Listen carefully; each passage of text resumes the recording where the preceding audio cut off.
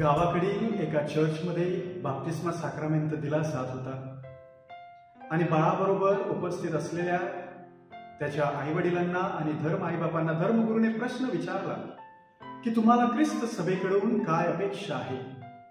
बिचाऱ्या आईनं हात पुढे करून धर्मगुरूंना म्हटलं, फादर, तुम्हाला जे काही वाटेल ते तुम्ही आम्हाला द्या. उत्तरामध्ये जरी विनोद असला तरी त्याच्यामध्ये गांभीर्य आहे.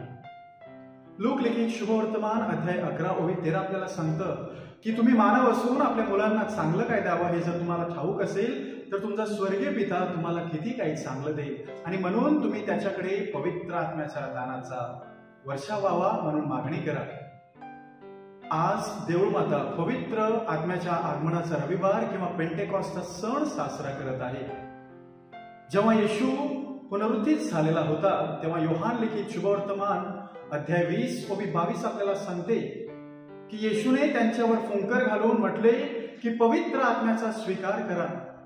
परंतु शिष्य अजून तयार नव्हते आणि म्हणून स्वर्गरोहणाच्या वेळी येशू आपल्या शिष्यांना सांगत आहे की संपूर्ण विश्वभर जा, त्यांना माझे शिष्य बनवा, पित्याच्या, पुत्राच्या आणि पवित्र आत्म्याच्या नावाने त्यांना बाप्तिस्मा द्या. त्यांना लागणारी ताकद आणि त्यांना लागणारी प्रेरणा ह्या पवित्र आत्म्याच्या सणाच्या दिवशी त्यांना भेटत आहे. अशा प्रिय बंधू भगिनींनो, यहुदी लोकांसाठी 3 सण महत्वाचे होते. त्याच्यापैकी हा पेंटेकॉस्टचा सण खूप महत्वाचा होता.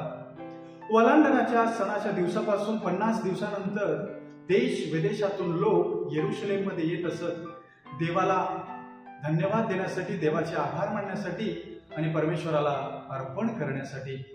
आणि अशा ह्या वेळेला पवित्र आत्म्याचा वर्षाव होऊन येशू ख्रिस्ताच्या राज्याची, देवाच्या राज्याची घोषणा करण्यासाठी हा एक शुभ मुहूर्त होता. आणि जो पवित्र आत्मा येशूने त्यांना पुनरुत्थानाच्या दिवशी दिलेला होता त्याचंच एक नूतनीकरण होतं आणि बाह्य प्रकटीकरण आजच्या ह्या सणाच्या दिवशी पूर्ण होतं. आणि म्हणून जे घाबरलेले शिष्य बंद खोलीमध्ये लपलेले होते तेच पवित्र आत्म्याच्या प्रेरणेनं बाहेर येऊन उभे राहून लोकांना देवाच्या राज्याची घोषणा सांगत आहे.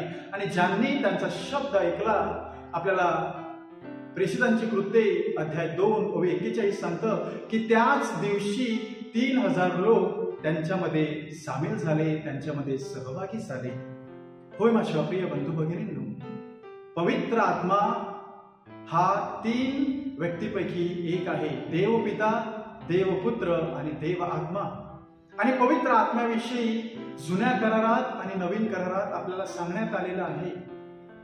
परंतु येशू ख्रिस्त विशेष रीतीनं योहान लिखित शुभवर्तमानामध्ये पवित्र आत्म्याविषयी आपल्याला सांगत आहे. उदाहरणार्थ योहान लिखित शुभवर्तमान अध्याय 14 ओवी 16 आपल्याला सांगतं की पिता तुम्हाला कैवारी देईल. तर पुढे जाऊन अध्याय 14 ओवी 26 मध्ये आपल्याला सांगतं पवित्र आत्मा तुम्हाला सर्व काही शिकवेल. पुन्हा एकदा योहान लिखित शुभवर्तमान अध्याय 15 ओवी 26 मध्ये आपल्याला सांगण्यात येतं की पवित्र आत्मा माझ्याविषयी तुम्हाला साक्ष देईल. तर अध्याय 16 ओवी 7 आपल्याला सांगतं की मी जेव्हा जाईन तेव्हा तो पवित्र आत्मा, तो कैवारी तुमच्यावर येईल.